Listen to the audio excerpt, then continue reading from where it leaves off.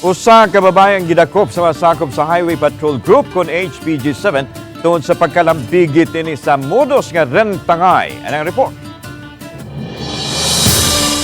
Ang suspek gibasaka nagkasong karnaping o pag-falsify sa mga dokumento tungod sa iyang pagkuha sa mga sakyanan. Sumani Police Lieutenant Colonel Wilbert Parilla, ang Regional Chief sa Highway Patrol Group, nga ang dinakpan miabang og duha ka mga sakyanan sa usa ka negosyante nga taga Barangay Tisa niadtong Hunyo 17 nining tuiga.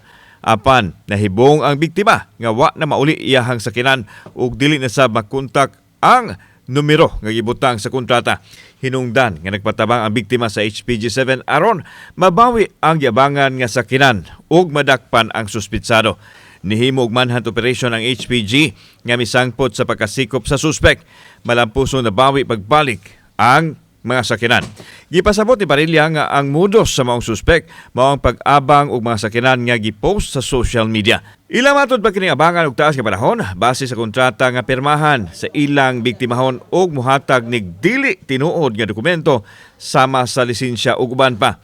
Human kini makahatag og down payment sulod sa pipila ka adlaw, ang iyahang buhaton mao ang paghimog fake nga dokumento sa Land Transportation Office nga ang maong sakyanan na transfer na ang ngan sa suspect.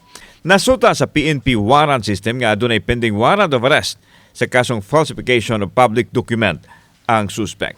Then subsequently we were able to arrest the suspect, a certain Charmaine Kunsad Patalingog, a female, resident of number 2 Rochelle Homes, Tikyan Ono, Banilad, Mandawi City.